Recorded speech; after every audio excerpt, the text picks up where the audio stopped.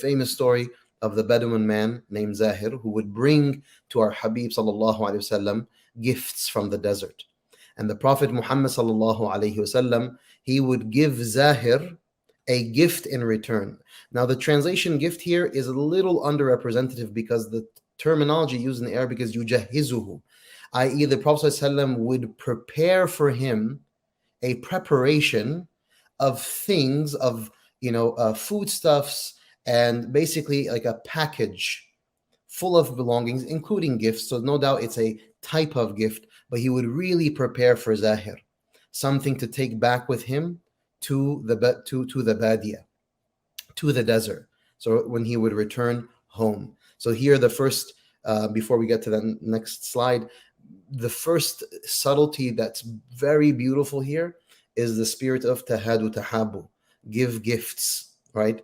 And the Prophet ﷺ and companions would regularly give gifts. So here you have a very simple Bedouin man from the desert, but he was coming with the virtue of generosity, of karam, which was min shiyam al-rijal, is from the great characteristics of men, of generosity, that I'm not going to go to a land and visit my beloved sallallahu alaihi wasallam and not have a gift, and subhanallah, how often do we find ourselves visiting the ones that we love, coming from travel, whatever the case may be, and we don't have in our hands something for our children, something for our spouses, something for our parents, something for our loved ones. Simple gifts. Not everything has to be a super elaborate gift, but the thoughtfulness that you mean so much to me that I need to bring you something. And conversely, Al-Habib sallallahu alayhi wasallam would prepare for him. Now that Zahir would stay a few days, amongst the townsfolk,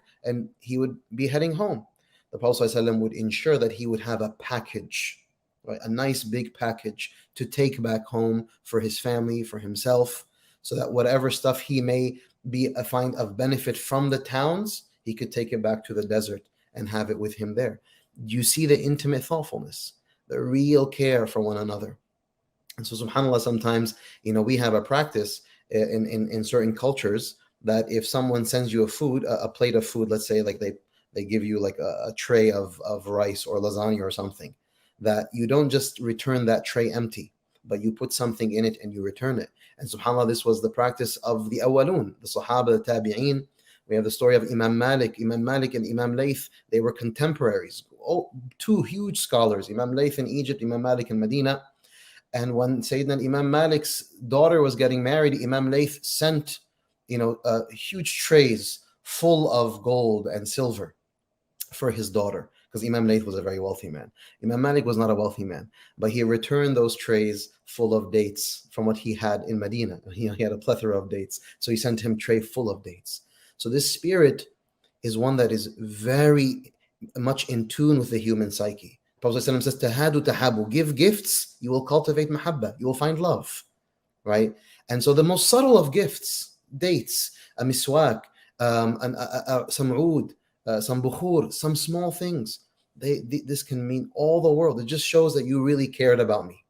And subhanAllah, I think about some of the special people in my life. There was one of my shuyukh in Egypt, whenever he would see me, right, and we'd be sitting in a gathering, he'd look at me and he'd like dig his hand, very elderly man, dig his hand into his pocket and take out a small piece of candy and give it to me. And I promise you, the highlight of my day would be when he would give me that small piece of candy. It would be the highlight of my day. And I'm a grown man studying with my mashayikh, but it's the beauty of that thoughtful gift.